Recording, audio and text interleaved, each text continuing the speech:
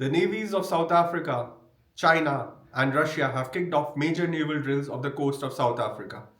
These naval drills have been dubbed in the media as BRICS naval drills.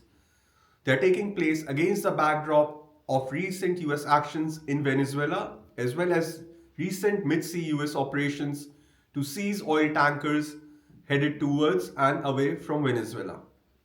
India, on its part, has chosen to stay away from the so called BRICS drills.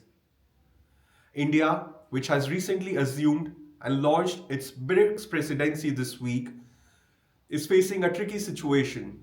On the one hand, India is trying to negotiate a bilateral trade agreement with the US, and on the other hand, as the president of BRICS, India is under pressure from its BRICS allies to take a stronger stance against the Trump administration.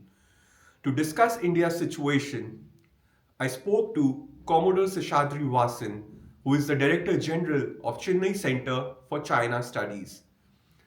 Listen into this conversation. We have with us Commodore Seshadri Vasan, who is the Director General of Chennai Centre for China Studies. India, it has been an upholder of multilateralism. It's actively promoting multipolarity on the global stage. At the same time, it has an important relationship with the United States. The current US dispensation, it has attacked BRICS. I think it has misunderstood BRICS as being hostile to the US, which isn't really the case. India has chosen to stay away from these maritime drills because it's navigating a complex situation with regards to the tariffs, with regards to the proposed 500% tariffs. So what do you make of India's stance? What do you make of India's tightrope walking here, between BRICS and its relationship with the US? Yeah, I think what is very clear is Trump 2.0 has been something which is not good news for India. While the expectations were that Trump 2.0 perhaps will be carry forward from Trump 1.0, which appear to be favorable to India's aspirations, engagement, etc. However, with the single-minded focus of Trump on MAGA, Make America Great Again, and he has chosen many routes, including kidnapping state heads. So, this is the tricky situation that we are in. But there's phenomenal amount of dependence as far as India is concerned, and that is the stark reality. Not just on USA, but on China, on Russia, on Israel, on France, on UAE, on UK. So, what it tells you clearly is that, we are not in such a strong position where you can take such decisions which could be detrimental to our long-term national interests. And this is where, the India finds it in a very, very complex situation because on one hand, Modi is determined to protect the interests of our farmers, the dairy area, and therefore he is trying to prevent any kind of further escalation.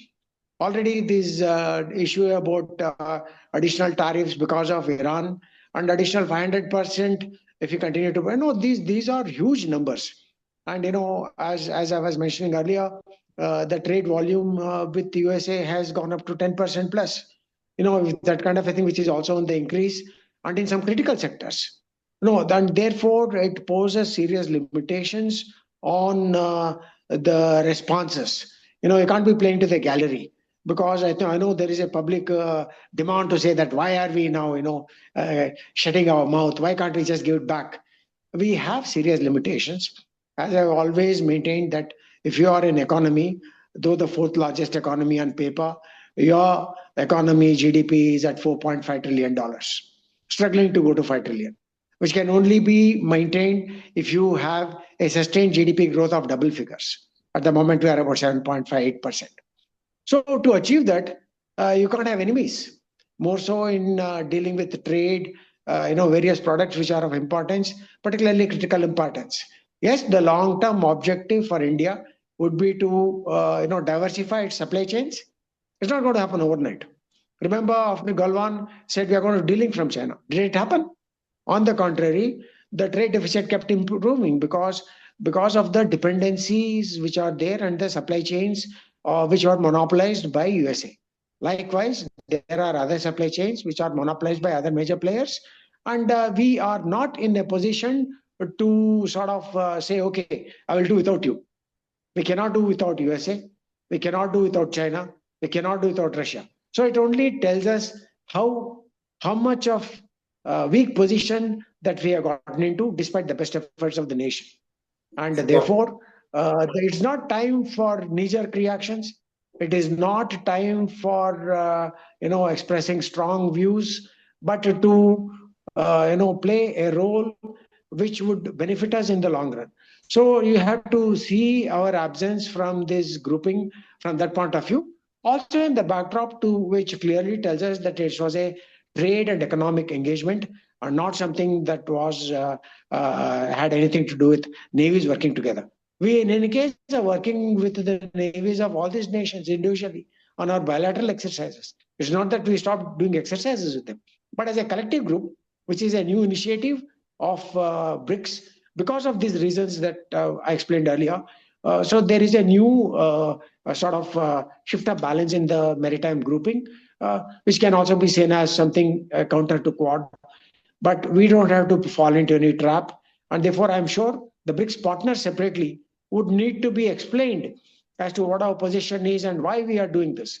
And so this is important to reach out to them and say, look, it's not that we are against this kind of a grouping, but there are practical compulsions for India, and therefore we are walking this tightrope, and therefore this balancing act is something which perhaps tells us the kind of responses that are seen by at least in India as something which is a weak response. It is not so, in my opinion. I think it's a measured response which contributes to your strategic autonomy posturing and making the best use of the environment and not unnecessarily reacting where we need not be reacting.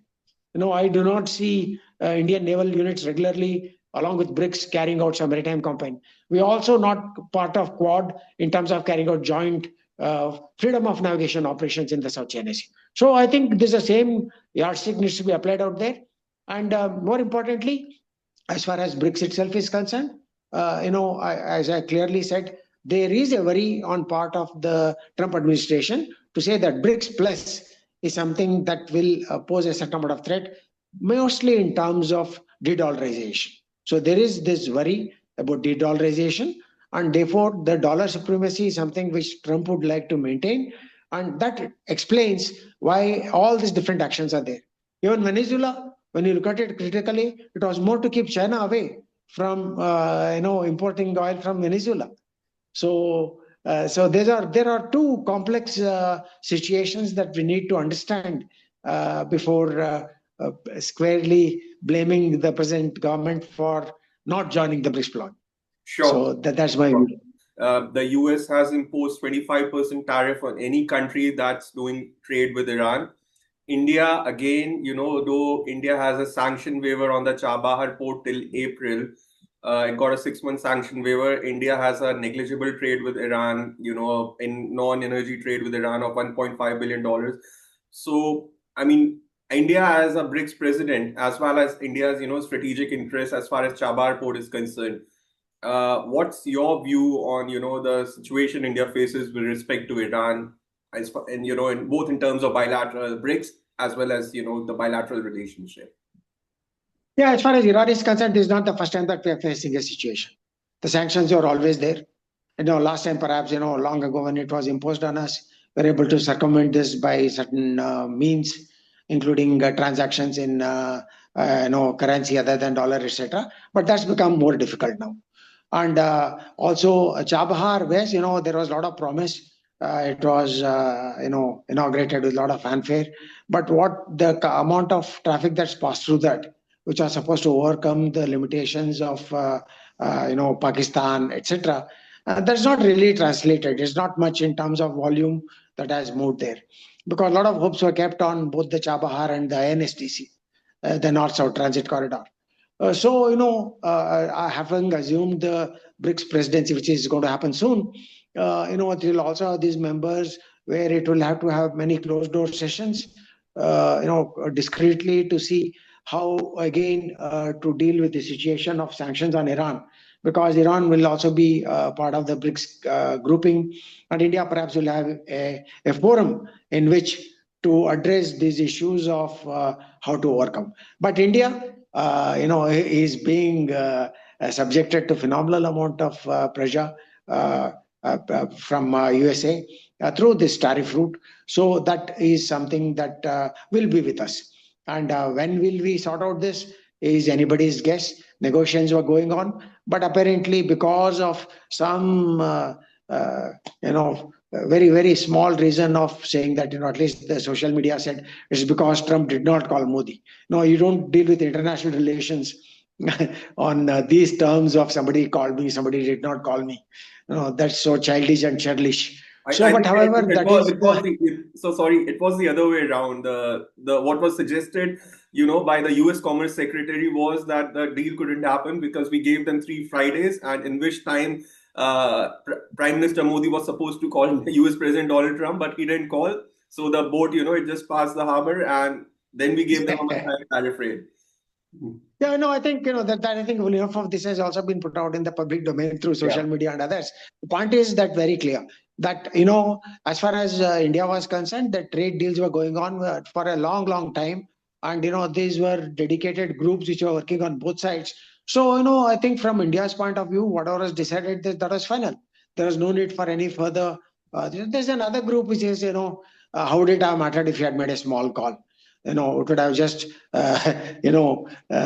patted his ego. But the point is that based on that call, there were apprehensions that Trump would again say, see, Modi called me and I told him about how we stopped the Indo-Pakistan war. So, as being the unpredictable leader that he is, so I don't think global leaders, including Modi, are not very, very happy about giving them any kind of chance to say that, yes, he did intervene. Because we have already constantly maintained that there's no question of any intervention as far as Sindur was concerned. We did that after the talks between the two DGMOs. Sure. So sorry, I've taken a lot of your time this morning. Sorry, Not but at all.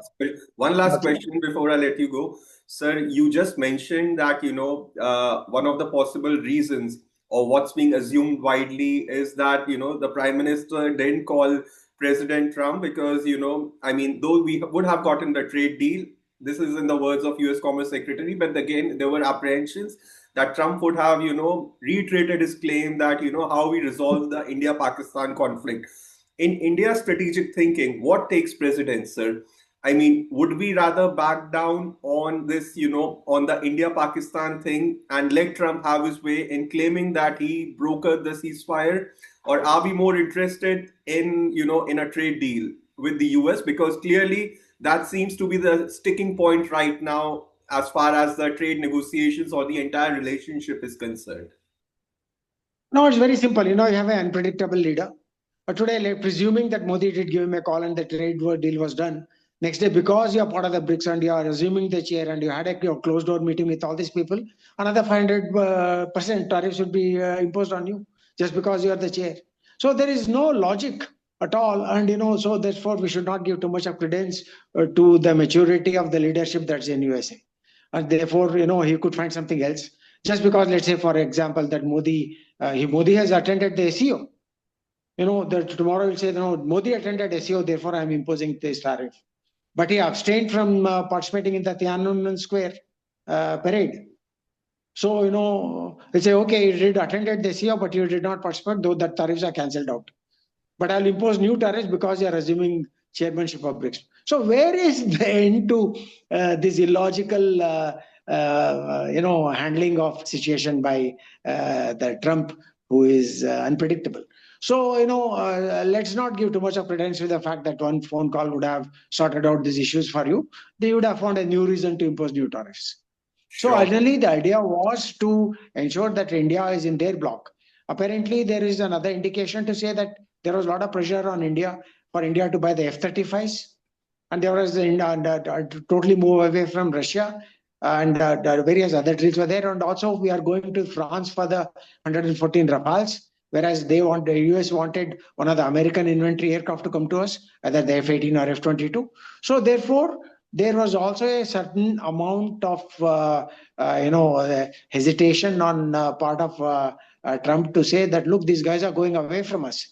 So let's him bring back. So you'll find 100 reasons to impose tariffs just because you're still trying to maintain a steady independent course. And maintaining steady independent course will continue to be difficult and challenging for India. Let's acknowledge it and support the people who are trying to do a very difficult job today. Sure. Thank you very much for this conversation, sir. It was a pleasure Thank having you. you.